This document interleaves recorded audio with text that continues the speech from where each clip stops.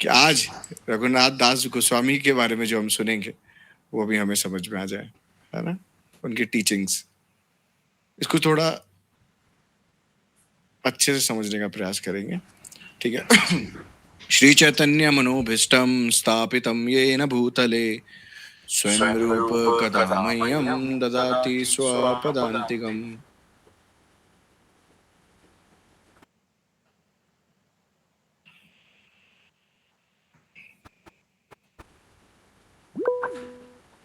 बोलिए। प्रभु जी, एक क्वेश्चन था कि रघुनाथ दास जी को दंड इसलिए भी मिला था क्योंकि वो बिना गुरु के कृष्ण प्राप्ति चाह रहे थे, यही था ना? देखिए, इसमें एक चीज आती है, अभी मैं एग्जैचुरेट कर दूंगा, पहले आप लोग बिना गुरु के, क्योंकि वो टीचिंग्स देना चाहते थे। देखिए, वो तो दो प्रकार के जीव हैं, है ना। एक तो नित्य बद्ध जो हम लोग हैं, है ना, हम बद्ध जीव हैं। और जो नित्य सिद्ध जीव हैं वो भगवान के पार्षद, है ना। वो तो भगवान के पार्षद है, सब हमारे कल्याण के लिए है। वो टीचिंग इसलिए दे रहे हैं हमें क्योंकि हमें सिखा सके। और आज हम उनके बारे में अच्छे से थोड़ा सा सुनेंगे। और आप लोगों ने दिन में सुना ही है, दो तीन भक्तों ने सुना है, तो ये बात करती है मैटर।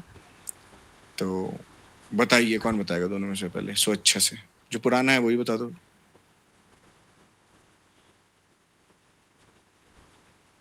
बताओ।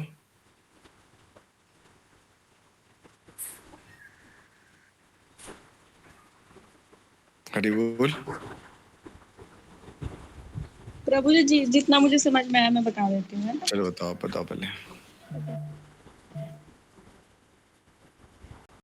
रघुनाथ दास गोस्वामी और नित्यानंद प्रभु के बीच में हुई है। मतलब एक दंड को एक महोत्सव में बदल दिया है इस लीला ने ना। मतलब क्या था, रघुनाथ दास गोस्वामी तो सबसे अमीर थे बंगाल के, जो उनके पिताजी थे, उनके बेटे हुए हैं रघुनाथ दास गोस्वामी। उनके पास तो कोई किसी चीज की कोई कमी थी ही नहीं। प्रभु जी बता रहे थे कितने 8 लाख कुछ कितना था उनका महीने का डेली था।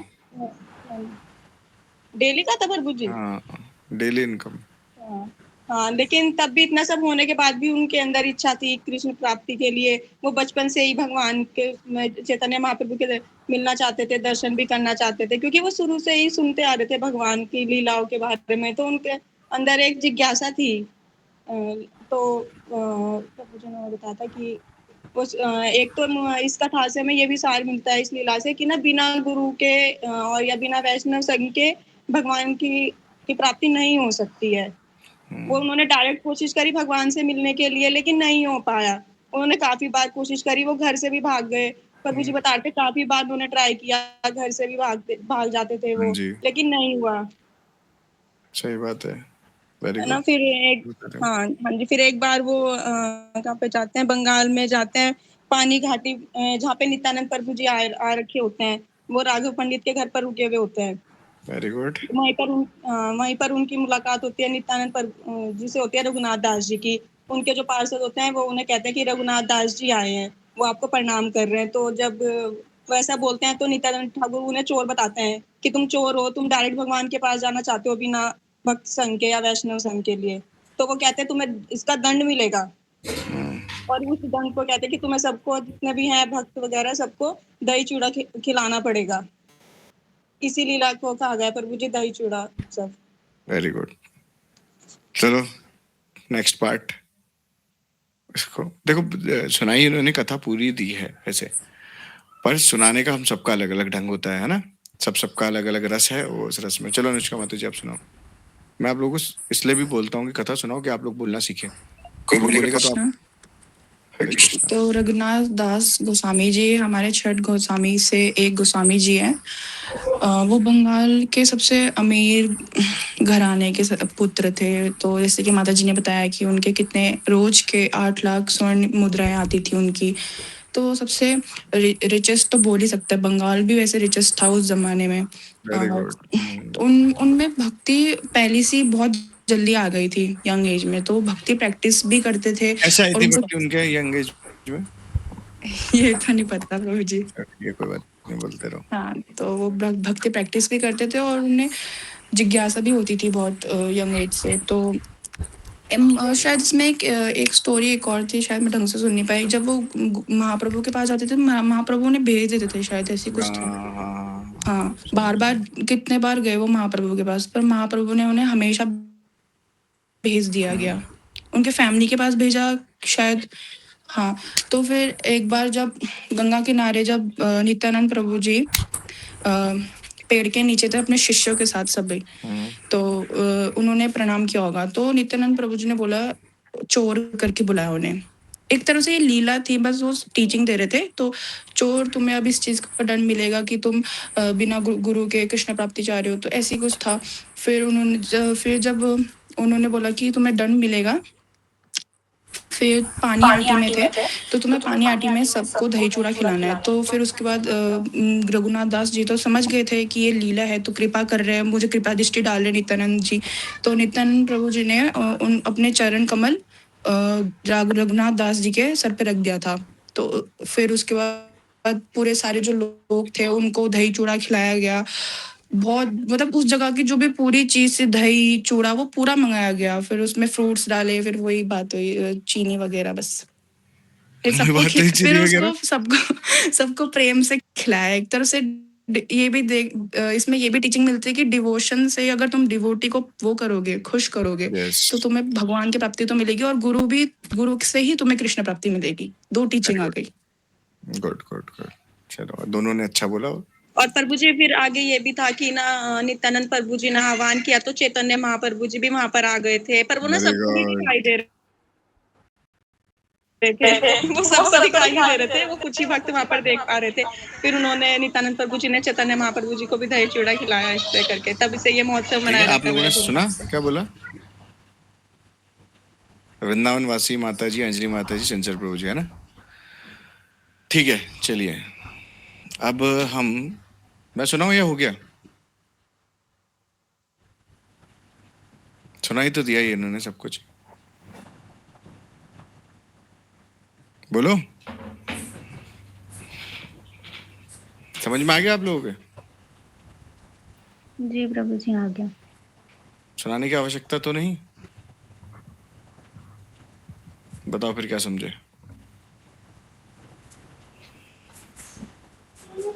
प्रभु जी इस लीला से मुझे ये भी समझ आया, अगर हम डायरेक्ट भगवान के पास जाने की कोशिश करेंगे तो भगवान हमें खुद ही भेज देंगे कि तुम जाओ। बीच में हमें गुरु संग और वैष्णव संग करना ही पड़ेगा। राइट। बताओ अंजलि माता जी और चंचल प्रभु जी, क्या समझ में आया? हरे कृष्णा प्रभु जी, इसमें यही समझ में आया है कि बिना गुरु के हम डायरेक्ट भगवान तक नहीं पहुंच सकते। और क्या क्या है? जैसे रघुनाथ दास गोस्वामी जी थे, जैसे कि वो काफी जैसे कि अमीर थे, जैसे बंगाल में काफी धनी थे, बट फिर भी उनका जो रुचि थी उनकी भक्ति में थी। जैसे बताया कि यंग एज से वो भक्ति प्रैक्टिस करते थे, भक्ति में रुचि थी। चैतन्य महाप्रभु से वो मिलना चाहते थे, उनकी लीलाएं सुनते थे। उनके पिता का नाम बताइए। पिता का नाम तो नहीं पता। फिर आप बोल रहे समझ में आ गया सब। आपने पूछा क्यों नहीं इनसे इनके पिता का नाम क्या है, जो हमारे दो टीचर्स थे आज के? सर्च मत करो, सर्च। प्रभु जी गोवर्धन मजूमदार है शायद। सर्च करा आपने क्या? नहीं सर्च नहीं किया मैंने ना। हाँ, नहीं नहीं, ठीक है। Govardhan Majumdar, very good. और उनके चाचा का नाम?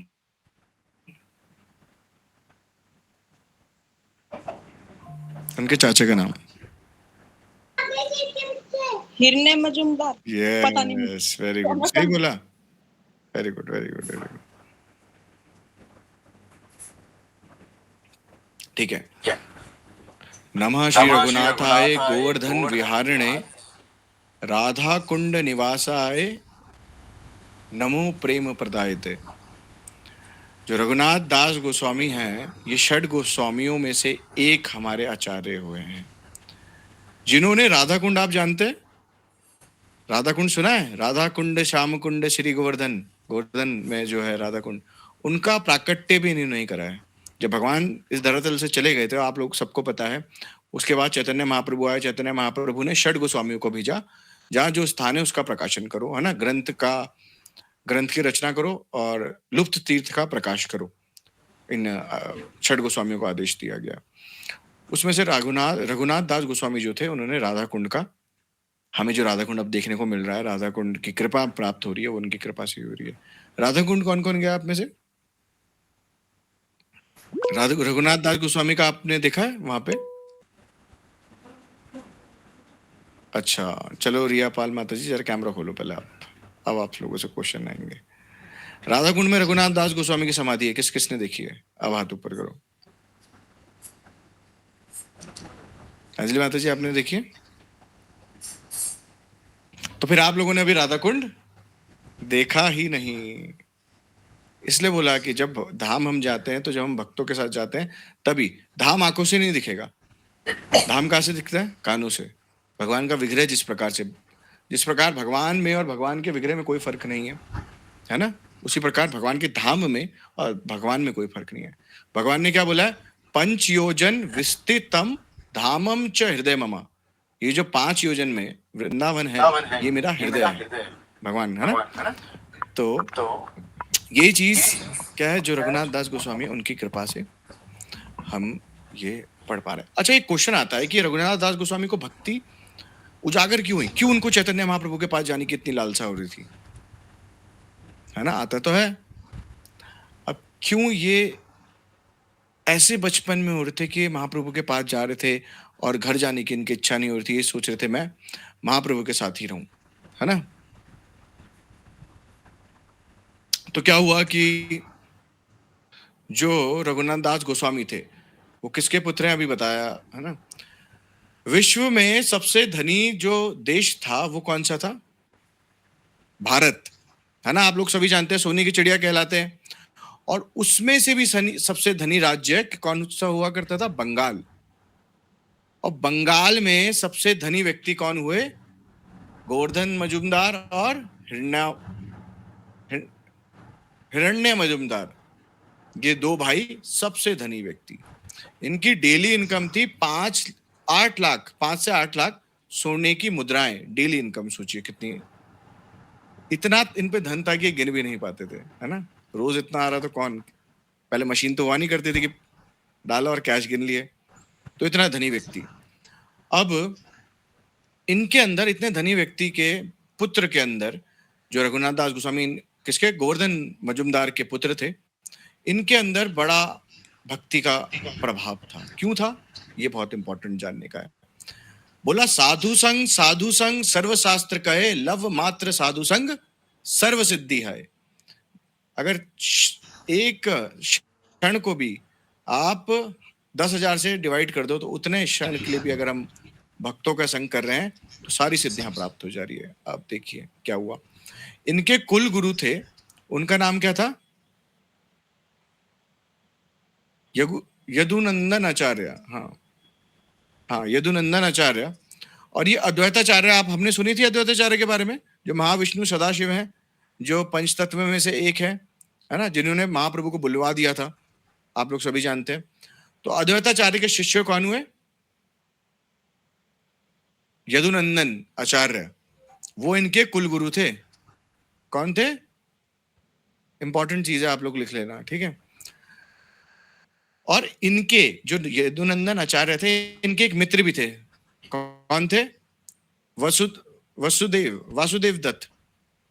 वासुदेव दत्त जो थे, वो इतने करुणामय हैं कि जब महाप्रभु और वो बात कर रहे हैं तो महाप्रभु को बोल रहे हैं, हे महाप्रभु, आप इस संसार में जितने पापी लोग हैं उन सबका पाप मैं भोगने के लिए तैयार हूं, आप मुझे उन सबका पाप दे दो, और इन सभी जीवों पे आप अपनी कृपा करो और उन्हें अपने धाम की प्राप्ति कराओ। तो ऐसे दयालु, है ना?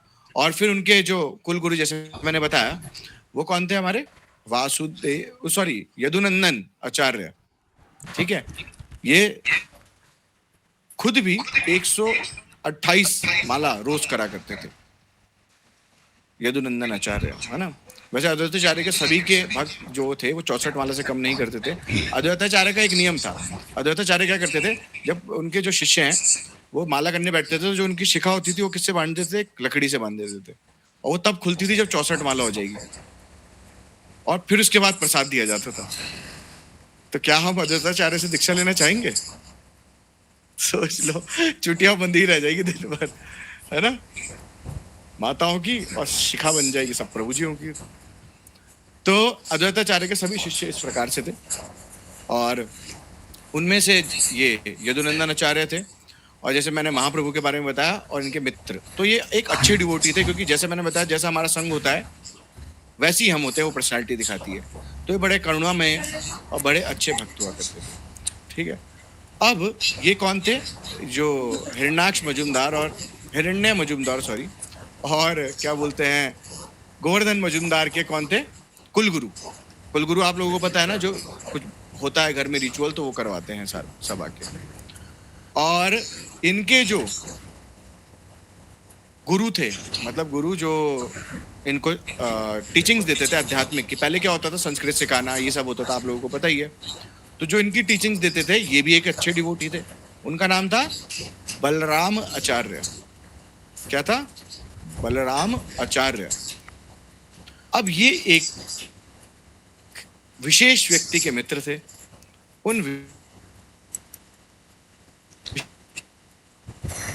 अब हरिदास ठाकुर के मित्र अब क्या करते थे, रघुनाथ दास गोस्वामी जब बचपन में पढ़ने जाते थे तो क्या होता था कि हरिदास ठाकुर से इनकी मुलाकात होती रहती थी, है ना। अब हरिदास ठाकुर तो सोचिए, जिन जो नाम के आचार्य हैं, तो उनका नाम का बल कैसा। जब शुद्ध भक्त के मुंह से हम भगवान नाम सुनते हैं तो हमारे हृदय में भी भक्ति जागृत हो जाती है। जब भगवान के शुद्ध भक्तों के मुंह से हम कथा, गुण रूप नाम लीला के बारे में सुनते हैं तो, है ना। अब ये जाने लगे। फिर देखिए, इनके जो कुलगुरु थे यदुनंदन आचार्य, वो भी घर आया करते थे। बाकी जो बलराम आचार्य हैं उनका भी संग हो रहा है, और हरिदास ठाकुर का भी संग हो रहा है। तो क्या, सोने पे सुहागा, है ना, चेरी ऑन द टॉप। तो ऐसा होने लगा। तब अब क्या हुआ, अब ये बड़े हो रहे हैं। तो एक दिन क्या हुआ, हरिदास ठाकुर के प्रति इनकी श्रद्धा बहुत बनने लगी। तो एक दिन क्या हुआ, महाप्रभु, आप लोग सब जानते हैं, मैंने सुबह के क्लास में करी थी कथा, कि एक बार जब महाप्रभु अब वृंदावन जा रहे हैं, सन्यास ले लिया है, अब वृंदावन जा रहे हैं, तो नित्यानंद प्रभु उनको छल करके कहाँ ले जा लेते हैं? शांतिपुर में यमुना गंगा जी बह रही है। तो महाप्रभु देखते हैं कि गंगा जी के पास गायें इत्यादि चल रही है। तो वो क्या करते हैं, बोलते हैं आ गया वृंदावन, और कूद जाते हैं किसमें? गंगा जी में, कि जमुना जी समझ के कूद जाते हैं। और थोड़ी दूर में देखते हैं अद्वैताचार्य आ रहे हैं नाव में। तो सोचते हैं ये अद्वैताचार्य वृंदावन में कहाँ पहुंच गए। तो तब उन्हें पता चलता है ये शांतिपुरी ही है। तो क्या होता है कि अब शांतिपुर पे, वहां पे महाप्रभु रुके हैं। अब जो ये हमारे कौन है, हरिदास ठाकुर को पता चलता है। हरिदास ठाकुर बताते हैं किसे? रघुनाथ दास गोस्वामी को। उस टाइम छोटे ही थे रघुनाथ दास गोस्वामी, है ना, टीन एज समझ लो। तो उस समय उनको पता चलता है, तो वो अपने घर में परमिशन लेते हैं। हरिदास ठाकुर कोई छोटे मोटे व्यक्ति तो नहीं थे, है ना। सभी जानते हैं कि ये भक्त शिरोमणि है। तो जो हमारे हिरण्य मजुमदार, मेरा हिरण्याक्ष बार बार निकल जा रहा है, पता नहीं क्यों, हिरण्य मजुमदार और गोवर्धन मजुमदार जो थे, वो क्या करते थे कि हरिदास ठाकुर के साथ भेज देंगे, है ना। तो रघुनाथ दास गोस्वामी किसके साथ? हरिदास ठाकुर के साथ चैतन्य महाप्रभु के पास चले जाते हैं शांतिपुर। अब चैतन्य महाप्रभु और नित्यानंद प्रभु, नहीं, चैतन्य महाप्रभु कहाँ? शांतिपुर में, ठीक है, शांतिपुर में है। तो फिर उसके बाद वहां जाके क्या करते हैं, ये सेवा करते हैं महाप्रभु की, महाप्रभु के साथ रहते हैं। और कुछ समय बाद क्या होता है कि ये महाप्रभु से प्रार्थना करते हैं कि महाप्रभु मैं आपके साथ रहना चाहता हूँ। तो महाप्रभु बोलते हैं अभी नहीं, अभी तुम छोटे हो, थोड़े बड़े हो जाओ तब तुम मेरे पास आ जाना, है ना। तो ये सुन के फिर चले जाते हैं घर, है ना, कि महाप्रभु ने ऐसी आज्ञा दी है तो चले जाता हूँ। वो घर चले जाते हैं। अब घर चले जाने के बाद क्या होता है कि अब महाप्रभु की चरण सेवा करी उन्होंने, महाप्रभु को प्रसाद परोसा, महाप्रभु को प्रसाद खिला रहे हैं। महाप्रभु का जहाँ पे प्रसाद पा रहे हैं, या महाप्रभु का जो कपड़े हैं उनको वॉश कर रहे हैं ना, तो चेतो दर्पण मार्जनम होने लगा और ज्यादा। अब इनके अंदर भक्ति का जो बीज है वो तीव्र तरीके से उजागर होने लगा, और महाप्रभु और कृष्ण के प्रति इनको वैराग उत्पन्न होने लगा। अब ये अपने घर पे प्रस्ताव रखते हैं कि मैं अब संसार में नहीं रहना चाहता हूँ, मैं महाप्रभु के साथ रहना चाहता हूँ। तो घर वाले बड़े टेंशन में आ जाते हैं। देखा ही होगा ना आप लोगों ने, जब बच्चा 2, 4, 16 माला करता है तब तक ठीक है, नहीं तो बोलेंगे संत बनेगा क्या, तिलक क्यों लगा रखा, है ना रिया, होता है ना ऐसा। तो ऐसा होने लगता है। तो क्या होता है कि घर वाले परेशान हो रहे हैं कि ठीक है, थोड़ी बहुत भक्ति कर रहा था, ठीक था, पर ये तो अब घर छोड़ने की बात कर रहा है ना, वैरागी बनने की बात कर रहा है। तो क्या करते हैं, अब अमीर आदमी तो थे ही, तो क्या करते हैं, अब बोलते हैं ये रघुनाथ दास गोस्वामी कि मैं घर छोड़ के चले जाऊंगा। तो उनके घर वाले जो होते हैं सभी क्या करते हैं, गार्ड्स हायर कर लेते हैं ना, और गार्ड्स हायर करके उनके आसपास लगा देते हैं। अब कि जहां जाए तो भाई गार्ड साथ में जाए।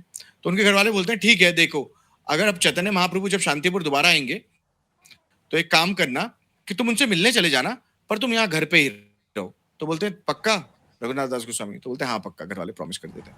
अब कुछ समय बाद क्या होता है, इनकी घर वाले, अब इनके अंदर वैराग आ रहा है, तो उस समय की जो विश्व सुंदरी, क्या बोलते हैं, मिस यूनिवर्स होगी, तो उससे शादी करा देते हैं, किसकी?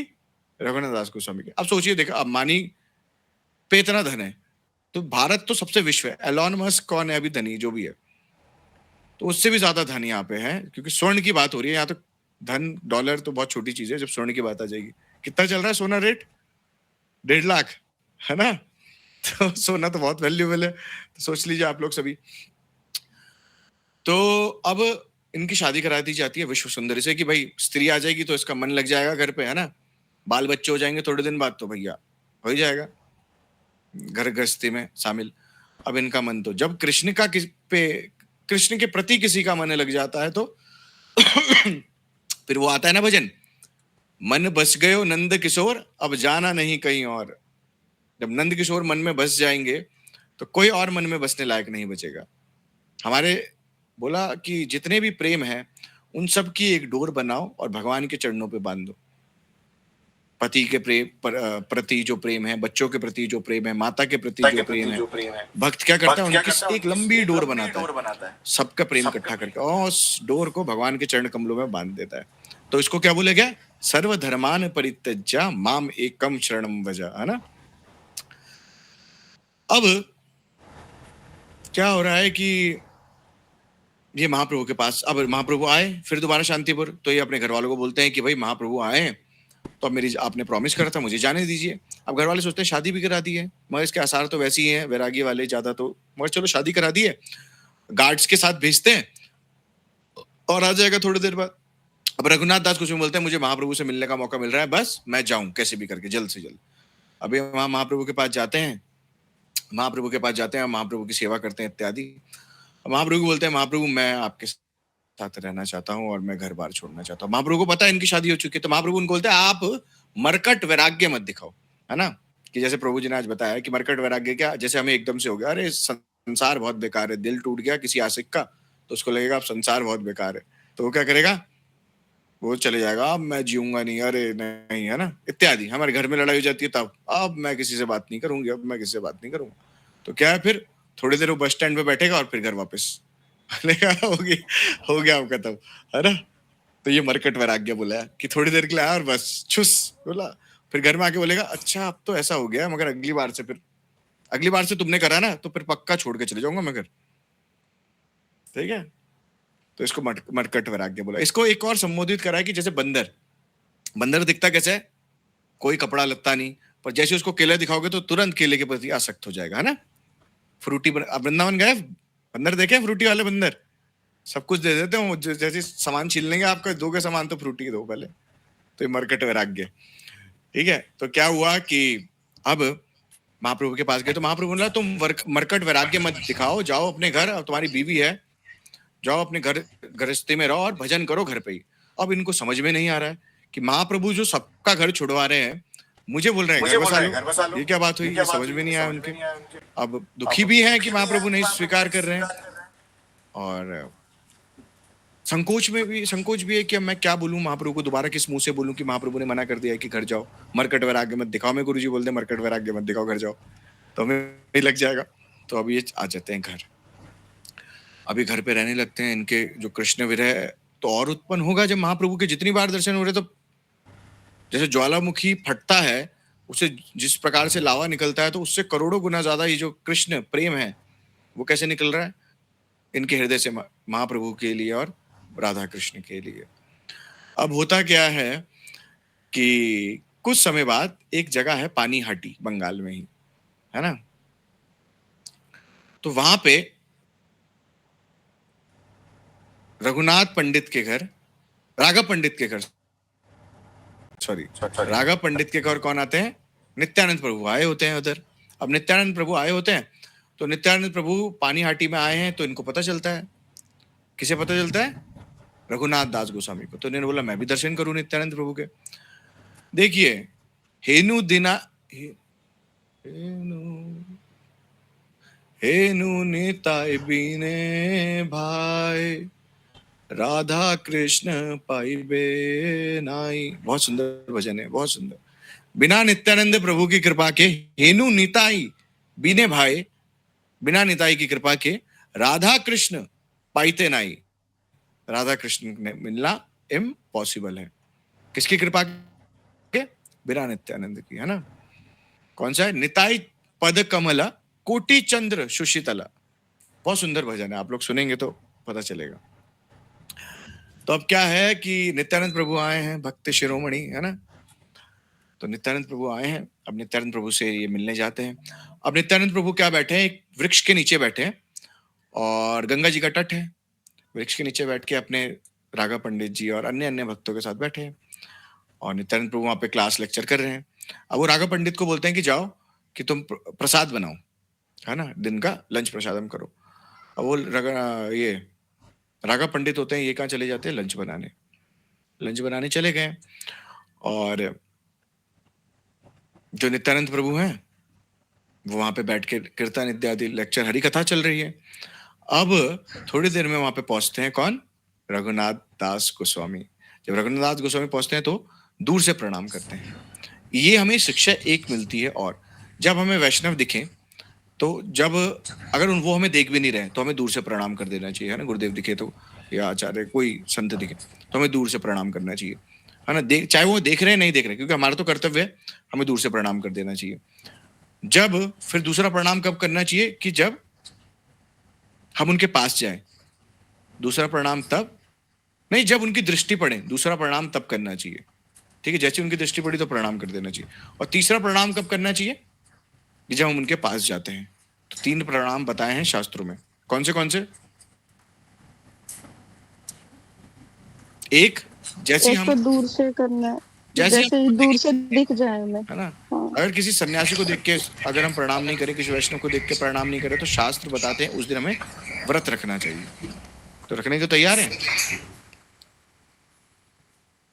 चलो, तो क्या होता है कि अब वो प्रणाम तो कर देते हैं। अभी नित्यानंद प्रभु नहीं देख रहे हैं, पर नित्यानंद प्रभु के जो साथ में लोग थे वो बताते हैं, देखिए अब कोई अंबानी का लड़का आ जाए तो पता नहीं चल जाएगा, चर्चा हो जाएगी पूरी। और वो आगे रघुनाथ दास गोस्वामी आ गए तो सबको पता चल गया कि अरे कि वो आया। तो नित्यानंद प्रभु वहीं से बोलते हैं, ए चोर इधर आ, पकड़ो इसे, चोर को पकड़ो पकड़ो। और पकड़ो पकड़ो बोलने लगते हैं। तो अब किसी अंबानी के लड़के को कोई चोर बोले तो सोचो कैसे लगेगा। बोले चोर, सब तो पहले शौक में हो जाते हैं, चोर क्या चोरी करेंगे, ये तो सब कुछ धनी व्यक्ति है, समर्थवान है, ये क्या चोरी करेंगे। तो अब वो नीचे गर्दन खड़के ऐसे करके वहां पे रघुनाथ दास गोस्वामी हमारे खड़े हैं। रघुनाथ दास गोस्वामी खड़े हैं तो उनके पार्षद आते हैं नित्यानंद प्रभु के और बोलते हैं आ जाइए आप, चलिए, है ना, पकड़ते हैं, थोड़ा सा लेके चलते हैं उन्हें। तो नित्यानंद प्रभु बोलते हैं तू चोर है और तुझे दंड मिलेगा। तो रघुनाथ दास गोस्वामी हाथ जोड़ते हैं, बोलते हैं नित्यानंद प्रभु आपकी जैसी आज्ञा। आप प्रणाम करते हैं पहले, सॉरी, जाके, और फिर बोलते हैं कि जैसी आपकी आज्ञा कि आप मुझे दंड दीजिए। तो सोचते हैं कि दंड में क्या है? दंड में ये मिलेगा तुम्हें कि तुम्हें आज यहाँ जितने भी लोग हैं इनको सब वैष्णव प्रसाद कराना है, जितने लोग हैं सबके लिए प्रसाद बनवाना है। बोला ठीक है, कोई बड़ी बात नहीं। अब इन्होंने मन में सोच लिया कि कुछ भी बनवा लेंगे, कोई दिक्कत थोड़ी है, गोवर्धन मजूमदार के बेटे हम, है ना, जैसे बोलते हैं कौन, विधायक के लड़के हम। तो यहाँ पे ये शुरू हो जाता है कि अब वो जो नित्यानंद प्रभु बोलते हैं क्या, एक काम करो, तुम दही और चूड़ा इसका प्रसाद बनाओ सभी भक्त के लिए। जैसे ही वो सुनते हैं कि देखिए बहुत एक टीचिंग और मिलती है हमें कि जब हमें वैष्णव की डांट भी पड़ती है ना तो वो क्या है, कृपा बन जाती है, समझे।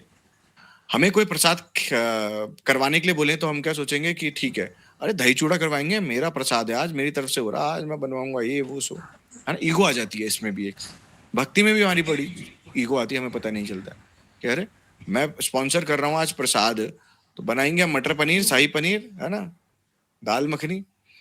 तो मगर रघुनाथ दास गोस्वामी विनम्र भक्त है ना, तो वो स्वीकार करते हैं कि आप, मैं दही चूड़ा बनाता हूँ। अपने जितने भी सेवक होते हैं बोलते हैं जाइए जितना भी बाजार में आसपास जितना भी जहाँ पे भी मिल रहा है तुम्हें सब दही चूड़ा ले आओ। अब पता चले किसी को अंबानी के लड़के ने पार्टी दी है, तो अब समझो सर्वे स्टेट में पार्टी दी है, तो पहुंच जाएंगे ना सब कि भैया वैरायटी ऑफ फूड्स और ये है ना, सबको जैसे ही पता चलता है तो सब, ऊपर से नित्यानंद प्रभु आ रहे हैं, तो बगल में जो मुरारी गुप्त पता है आप लोगों को कौन है? मुरारी गुप्ता हनुमान जी के अवतार। इसकी लीला आपको बाद में सुनाऊंगा मैं कभी। जो हम चैतन्य चरितमृत चैतन्य भागवत पढ़ रहे हैं ना, चैतन्य चरितमृत, चैतन्य भागवत पढ़ते हैं। चैतन्य भागवत एक ग्रंथ है, आप लोगों को पता हो पता नहीं शायद। चैतन्य भागवत एक ग्रंथ है। तो चैतन्य भागवत में क्या है, पहले चैतन्य भागवत लिखी गई थी, पहले भागवत का नाम था चैतन्य मंगल, है ना। चैतन्य मंगल भी एक ग्रंथ है। तो मुरारी गुप्त चैतन्य महाप्रभु की सारी लीलाएं लिखते थे, तो वो मुरारी गुप्त हैं। और आज भी वहां पे अगर आप जाएंगे तो वहां पे एक कुआं है, उस कुंड का अगर आप कुएं का पानी पीते हैं मायापुर में, तो आपके सारे रोग सही हो जाएंगे। सबके घर वाले लाए होंगे जो मायापुर गए होंगे, है ना। तो ऐसा मुरारी गुप्त आ जाते हैं अपने शिष्यों के साथ, जितने जितने आसपास थे सभी अपने शिष्य लेके। अब देखते ही देखते जब प्रसाद की बारी आ रही है, अब प्रसाद बनना शुरू हो गया, बड़े बड़े मटके चढ़ गए, है ना, हांडियां चढ़ गई।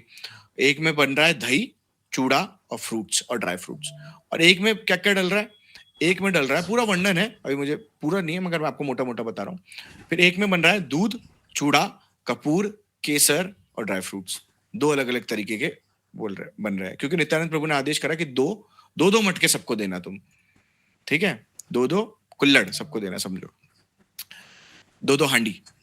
तो क्या हुआ कि अब लोगों को पता चला प्रसाद। अब आप लोग तो जानते ही हैं कि हम देख ही पाते हैं कथा में, तो लोग आना चाहते नहीं, मगर जब प्रसाद होता है तो प्रसाद आते आते मंदिर का हॉल भर जाता है ना। शुरू में स्टार्टिंग में तो कोई आता नहीं, मगर लास्ट में सब आने लग जाते हैं। तो ये परंपरा पुरानी है, अभी नई नहीं है। तो धीरे धीरे क्या होता है, वहां पे सब आने लग जाते, इतनी भीड़ हो जाती है कि जो तट था वो पूरा भर जाता है, उससे भी ज्यादा इतनी भीड़ होने लग जाती है, लोग पेड़ के ऊपर भी बैठ के खाने का इंतजार करने लगे, और ले रहे हैं रघुनाथ दास गोस्वामी से और खाने लग जा रहे हैं। इतनी भीड़ हो जाती है कि जो पानी है, पानी के अंदर बैठ के भी इतने इतने बैठ रखे हैं लोग कमर तक, और वहां पे भी बैठ के खा रहे हैं दही चूड़े को महोत्सव, इतनी भीड़ हो जाने लग जाती है। और रघुनाथ दास गोस्वामी, फिर क्या होता है, जितने आसपास के दुकानदार भी हो जाते, ठेले ठुल्ले लेके घूमते हैं, वो भी सब आने लग जाते हैं। तो वहां उस प्रकार से एक मेला बन जाता है पूरा ना, जो महोत्सव इसलिए बोला गया, पूरा मेले की तरह आ गए लोग, आ गए सारे ब्रह्मचारी, सन्यासी, भक्तगण, जितने भी दुकानदार इत्यादि, सब दुकान अपनी वही लगाते हैं, तो पूरा मेले की तरह। थोड़ी देर में क्या होता है, वहां पे क्या होता है, गौर हरि प्रकट हो जाते हैं। गौर हरि प्रकट हो जाते हैं और गौर हरि आके नित्यानंद प्रभु क्या कर रहे हैं, उनको खिला रहे हैं, वो नित्यानंद प्रभु को खिला रहे हैं और देख रहे हैं, मगर सबके आगे वो प्रकाशित नहीं होते। कुछ भक्त थे जिनको दिखे महाप्रभु, बाकी सबके आगे प्रकाशित नहीं हुए। और उस दिन रघुनाथ दास गोस्वामी पे कृपा होती है, और रघुनाथ दास गोस्वामी को महाप्रभु का प्रेम प्राप्त हो जाता है ना। फिर आप मैं जिस मैंने बताया वो जगन्नाथपुरी भी रहे, और जगन्नाथपुरी में ऐसा वैराग्य रहा कि वो जो नाली से बाहर आता था उसको धोके खाया करते थे, इतना वैराग्य। कौन थे? विश्व के सबसे धनी व्यक्ति के बेटे, विश्व सुंदरी जिनकी पत्नी थी। हम स्त्री से, धन से आसक्त रहते हैं, पुरुष से आसक्त रहते हैं, पर देखिए कृष्ण भक्ति करने का क्या तरीका है। हमें देखिए, आपको एक इंटरेस्टिंग बात बताता हूँ आज। चलो अभी है समय 15 मिनट है,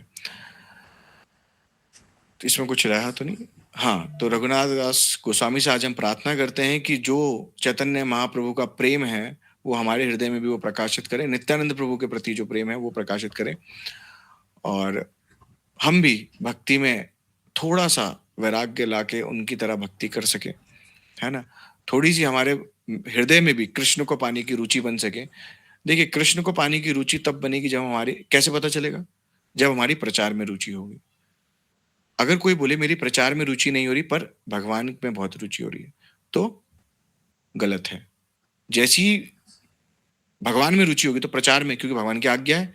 रुचि मत, हम किसी से प्रेम करेंगे तो हम उसकी बातों को मानना शुरू करेंगे, नहीं करेंगे बताओ।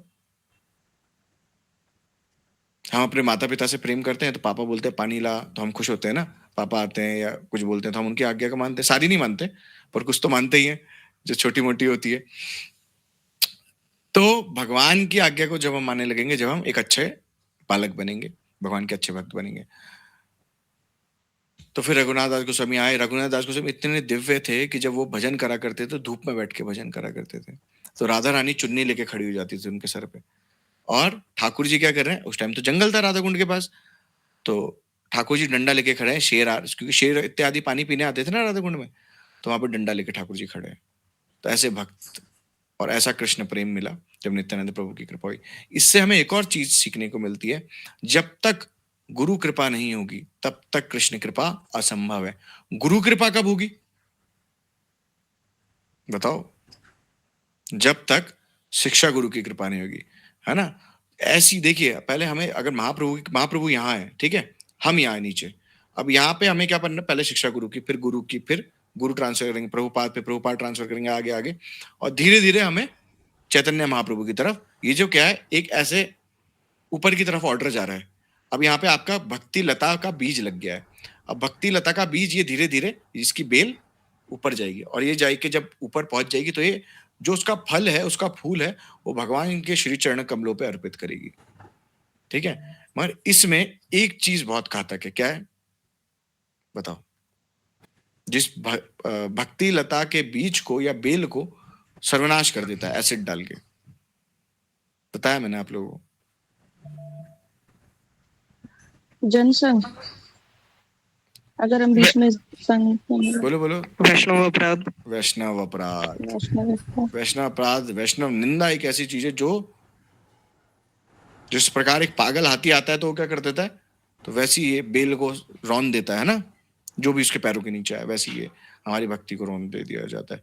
बाकी सभी अपराध, जैसे माता जी ने भी बोला क्या, जनसंघ, ये हमें धीरे धीरे करके काम खराब करने लग जाते हैं, पर जैसे वैष्णव अपराध होगा ये भी धीरे धीरे करेगा, मगर ये इतना घातक होगा कि जिस प्रकार से एक पैना चाकू होगा और धीरे धीरे गर्दन को ही काट रहा है, गर्दन कटेगी निश्चित रूप से, वो पता नहीं चलेगा, मतलब हमें कि मैं गिर रहा हूं नीचे और मैं गिर जाऊंगा नीचे। मैंने लाइफ में बहुत सारे, आप लोगों ने भी देखे होंगे कि लोग कब भक्ति से हट जाते हैं पता नहीं चलता, और चल रहे होते हैं, अच्छे खासे चल रहे होते हैं, टू बी ऑनेस्ट अच्छे खासे चल रहे होते हैं, पर अपराध के कारण कभी हम पीठ पीछे अपराध कर देते हैं, मन में अपराध कर देते हैं, तो हम नीचे गिरने लग जाते हैं। होगा क्या, जब वैष्णव अपराध होगा तो सबसे पहले भक्तों का संग छूटता है, सबसे पहले भक्तों का संग छूटता है, चाहे भक्त में रुचि नहीं रहती वहां जाने में या इत्यादि। तो हमें जब भी मन में कभी ऐसा मन नहीं कर रहा है कि मठबंदी ना जाए, अरे छोड़ो, तो फिर क्या हो रहा है, समझो कुछ अपराध हुआ है तो सोचो, और जिनके चरणों पे अपराध हुए तो उनसे क्षमा मांग लो, है ना, क्या दिक्कत है। कोई हम ईगो देखिए, हमारा ईगो ही हमें बड़ा बाधा है एक, जो हमारे भजन में आती है, और इससे हमें टैकल और इससे हमें डील करना पड़ेगा भजन बढ़ाने के लिए। हम अपनी सुंदरता में घमंड करते हैं, हम अपने धन पे घमंड करते हैं, जो कि हम पे है ही नहीं कुछ, है ना, तभी भी। पर रघुनाथ दास गोस्वामी के चरित्र से हमें सीखने को मिलता है कि सब कुछ होने के बाद भी सब कुछ छोड़ दिया गया। और सबसे बड़ी बात कि पुरुष की बात कर रहा हूं या माताओं की बात कर रहा हूं, पुरुष जो है वो माताओं के पीछे, है ना, सुंदरता के पीछे, और हम सब जो माताएं हैं वो क्या कर रही हैं, पुरुषों के पीछे है। पर अगर जब इस जगत की सबसे विश्व सुंदरी होगी और स्वर्ग की सबसे नीची स्तर की अप्सरा होगी, उसको कंपेयर करें तो बताऊं किस समान है, शास्त्र बताते हैं मेंढक के समान, यहाँ की जो सबसे सुंदर होगी, सबसे सुंदर वो, है ना, वैसी पुरुष का भी हाल है, सबसे सुंदर पुरुष होगा वो भी क्या होगा, और वहां का जो सबसे नीचा दास होगा वो कौन सा है, मेंढक के समान है। फिर उसके भाई जो गंधर्व है उनकी तो बात ही छोड़ो, फिर गंधर्व से ऊपर आएंगे इंद्र, तो उनकी तो बात ही छोड़ो, है ना, वो कितने सुंदर होंगे। ऐसे करोड़ों, जो बोला गया मेंढक के समान कंपेयर करा है ना यहाँ की सुंदरता को, तो वहां की कितनी सुंदर होगी, सबसे नीचे दासी। ऐसे करोड़ों दासी को मिला के जो उनकी सुंदरता होगी, तो वहां पे गंधर्व, हाँ, गंधर्व पत्नी की सुंदरता है। ऐसी करोड़ों गंधर्व पत्नियों को मिला के जो सुंदरता कलेक्ट होगी, उसकी सुंदरता किसकी तरह, इंद्र की पत्नी की तरह। ऐसी करोड़ों इंद्र की पत्नियों की सुंदरता मिलाओगे तो किसकी सुंदरता मिलेगी, पार्वती जी की, भोलेनाथ की बीवी, है ना, उनकी सुंदरता। ऐसे करोड़ों पार्वतियों की सुंदरता मिलाओगे तो किसकी सुंदरता के बराबर होगा, लक्ष्मी जी की सुंदरता। ऐसे करोड़ों लक्ष्मी जी की सुंदरता को मिलाओगे तो किसकी सुंदरता के बराबर होगा, गोपी की, है ना, गोपियों की सुंदरता है। और ऐसे करोड़ों गोपियों की सुंदरता के मिलाओगे तो किसकी सुंदरता बनेगी? कृष्ण की।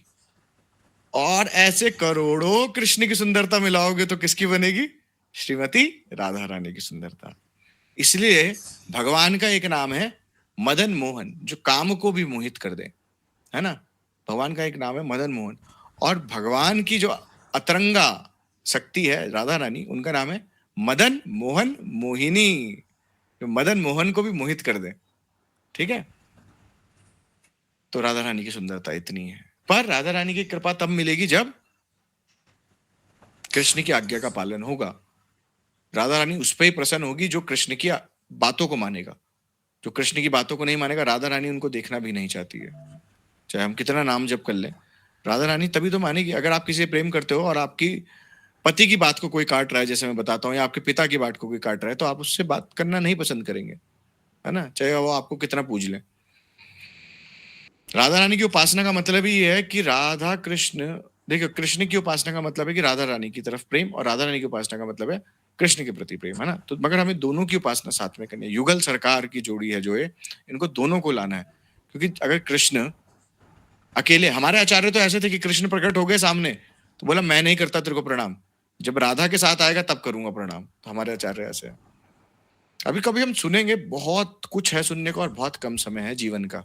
अगर हम मान लो 100 साल भी जी लिए तो कितने समय बचे हैं? 70, 80, 60, पता नहीं, है ना, इतना ही तो बचा होगा लोगों का। इस क्लास के हिसाब से तो समझ लो 70 और 80 साल बचे होंगे 100 साल पूरे होने में, है ना। 20 साल का होगा कोई, 18 साल का होगा, इतना ही तो होगा। मगर समय बहुत कम है और हासिल ऐसी चीज करनी है जो सबसे दुर्लभ चीज है, कृष्ण प्रेम को। वरना ये शरीर तो हो गया अगर वेस्ट। देखिए, हम अगर कृष्ण भक्ति में लगे हैं तो निश्चित रूप से वेस्ट नहीं होगा, अपग्रेड ही होंगे। अगले जन्म मनुष्य शरीर मिलेगा और कृष्ण भक्ति भी साथ में रहेगी। पर दीक्षा लेना बहुत जरूरी है। दीक्षित के बाद इंसान को मनुष्य शरीर मिलता है। 10 जन्म अगर वो अपराध भी करें तभी भी, अपराध नहीं करने का प्रयास करना चाहिए। पर एक चीज, अगर हम कृष्ण भक्ति में रहेंगे और हम श्रवण अच्छे से करते रहेंगे तो निश्चित रूप से भगवान दया करेंगे। अगर हमने जिंदगी भर भगवान का साथ नहीं छोड़ा तो अंत समय में भगवान नहीं छोड़ेंगे। करोड़ों माओं का प्यार कृष्ण में है, करोड़ों अरबों। एक माँ कितना प्यार करती है, तो कृष्ण छोड़ देंगे क्या? कृष्ण सब कुछ करने को तैयार बैठे हैं, पर बात यह है कि हमारी इच्छा, हम हाथ बढ़ाना नहीं चाह रहे हैं ठीक से। हम क्या करते हैं, हाथ लाते हैं और ऐसे पीछे खींचते हैं, ऐसे लाते हैं, ऐसे ऐसे ऐसे चलता रहता है। कभी संसार को चूज करते हैं, कभी कृष्ण को। कभी कृष्ण को चूज भी नहीं करते, कृष्ण की तरफ देखते हैं बस। चूज कर भी लिया तो वो भी बहुत बड़ी बात है। कभी कृष्ण की तरफ और कभी संसार में, जो संसार का ये भवसागर है, इसमें गोते लगाते रहते हैं। सोचते हैं अब मुझे आनंद मिलेगा, अब मुझे आनंद मिलेगा, अब मुझे आनंद मिलेगा, और पूरा जीवन आनंद की तलाश में व्यर्थ कर देते हैं। हर बार हम सब सोचते हैं कि आज मैं इस व्यक्ति से, इस खाने से, इस स्थान से, इस ड्रेस से इत्यादि, जो जिसमें जिसकी, है ना, हम क्यों कर रहे हैं ये सब कुछ? क्योंकि हमें आनंद आएगा। पर ये आनंद नहीं आ पाता जीवन के आखिरी क्षण तक, और हम जीवन अपना वेस्ट कर देते हैं। पर एक अपॉर्चुनिटी मिली है, जो मानव शरीर, ऊपर से भगवान की कृपा मिल गई है कि गौड़ीय वैष्णव संप्रदाय मिल गया। उसमें भी सर्वश्रेष्ठ कृपा कि हमें ऐसे गुरु मिल गए, और उससे भी सर्वश्रेष्ठ कि हमें जगन्नाथ भी मिल गए, है ना। गुरु जगन्नाथ समान, एक समान है ना। तो अगर हम नहीं लाभ उठा पा रहे हैं तो ये हमारी गलती है, हमारा बदकिस्मती है कि हम नहीं उठा पा रहे हैं सब कुछ होने के बाद भी। तो इस अपॉर्चुनिटी को देखिए, मैं आप लोगों को सभी को बोलता हूं कि एटलीस्ट जो प्रोग्राम्स है उसमें तो आइए करें, है ना, उसमें प्रयास करिएगा कि आए। और भक्ति में उन्नति भक्तों के संग से ही प्राप्त होगी। बिना भक्तों के संग से हम भक्ति में उन्नति नहीं कर सकते हैं। भक्त ही कृपा जब करेंगे तभी भगवत प्राप्ति होगी। तो भक्तों की कृपा लें, भक्तों से अच्छा सा व्यवहार करें, सब प्रेम पूर्वक व्यवहार करें कि हमारे व्यवहार से किसी का हृदय ना दुखे। सबसे हंस के बोलो, सबसे अच्छी बात करो, क्यों किसी का दिल दुखाना। और सबके बोला ना, तुम्हारे हृदय सदा गोविंद विश्राम, तुम्हारे हृदय में गोविंद विश्राम करें, भक्तों के हृदय में। तो अच्छे से रहिए। जब कोई भक्त गलती करे तो उसे प्यार से समझाने का प्रयास करें। मगर अब यह है ना, कोई आप करची उठा रही के हाथ में और वो प्लेट में ही घुसा देगा किसी की, तो वहां पे तो मना करेंगे ही। इत्यादि, है ना। मैं एग्जाम्पल दे रहा हूँ, बोलना है आप उसको, बोल रहा है कि मुझे कैसे बोल दिया प्रभु जी ने, तो ये तो बात बेवकूफ़ी की है क्या। पर किसी को ज़्यादा दूर ही रहे हम ज़्यादा इन चीज़ों से। अगर हम प्रचार कर रहे हैं तो हमें बहुत सारी चीज़ें ध्यान रखनी पड़ती है। कोई गलत प्रचार कर रहा है तो उसे वहीं रोकना भी चाहिए। ऐसा नहीं कि हम बोले नहीं भक्तों का दिल नहीं दुखाएंगे तो हम छोड़ दें, तुरंत रोक देना चाहिए, क्योंकि नेगेटिव प्रचार नहीं होना चाहिए हमारे हमसे, हमारे आचरण से, किसी भी चीज़ से। और आप लोग अच्छी भक्ति कर रहे हैं जितने क्लास में हैं, है ना। बहुत सारे, आज मैं भी ये देख रहा था कि बहुत सारे लोग आते हैं मठ में, पर भक्ति में रुचि नहीं हो पाती है ना। खासकर हमारे जो मेल समाज है उनकी, है ना।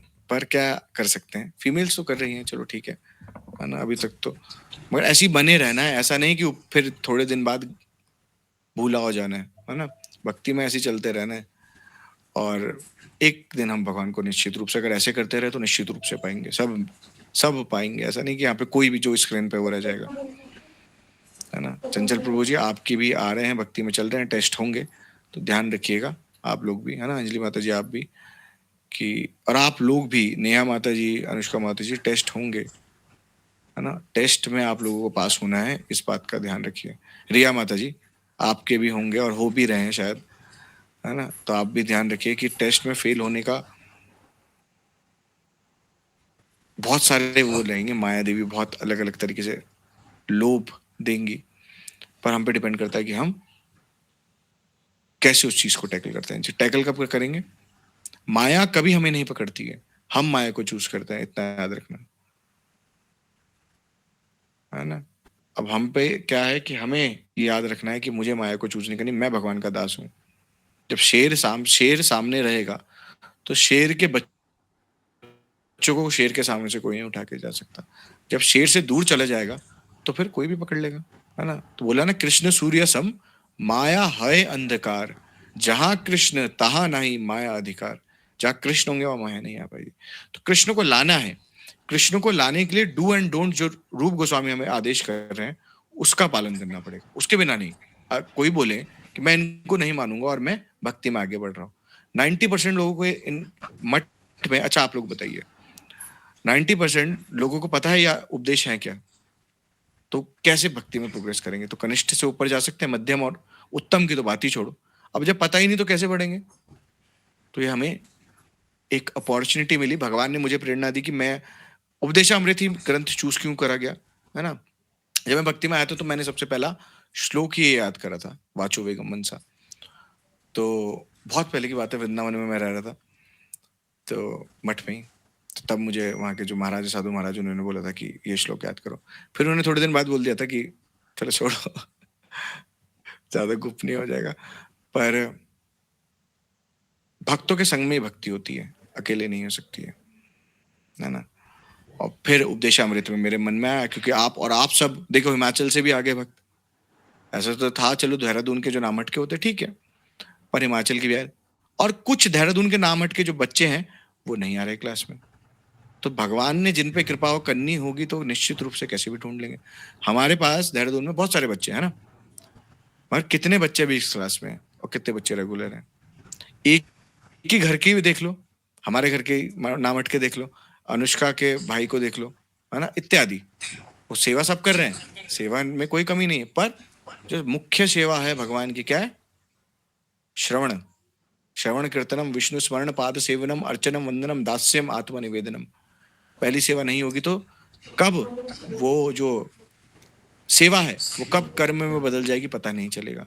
इसके एग्जाम्पल हम लोग देखेंगे अपनी जिंदगी में, जो अभी नए हैं भक्ति में वो आने वाले चल में देखेंगे। वो सेवा करते रहेंगे और थोड़ी देर में बोलेंगे अरे यार मुझे क्यों मिल गई इतनी सेवा, और मुझे तो पैसे चाहिए सेवा के बदले।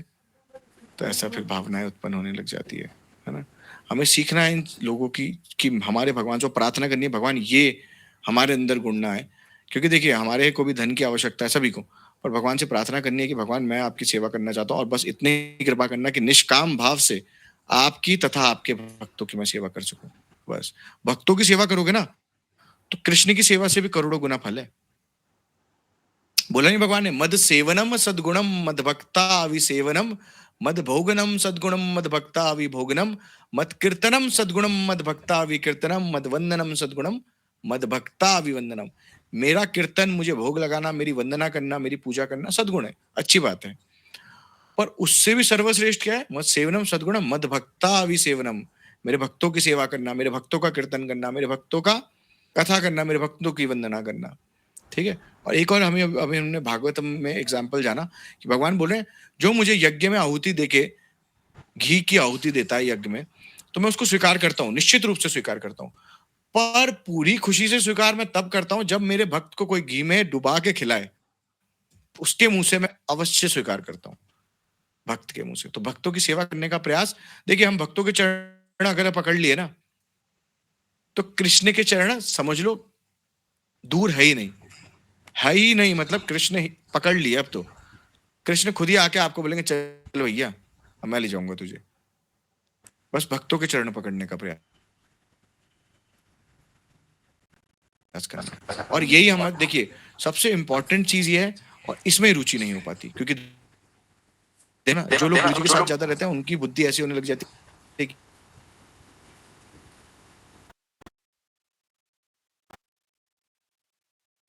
अरे ये भी तो वॉशरूम जाते हैं, ये भी तो बीमार होते हैं। लोगों की एक उनके प्रति हमारे आशीष का संग करने लग जाते हैं, तो उसमें हम दोष देखने की प्रवृत्ति होती है मनुष्य की। तो हमें दोष नहीं ढूंढने चाहिए, एटलीस्ट अपने सीनियर वैष्णवों में, और साथ वालों में नहीं देखने चाहिए। पर सीनियर पे जब शुरू करेंगे तो फिर हम जूनियर पे लाएंगे। उस चीज को पहले ऐसे प्रयास करना चाहिए। और धाम धाम प्रकाशित तब होगा जब कानों से सुनोगे। रिया और कौन कौन किसने किसने हाथ उठाया था अभी? राधा कुंड गए थे, अंजलि माता जी और चंचल प्रभु जी। भक्तों के साथ जाओगे तब।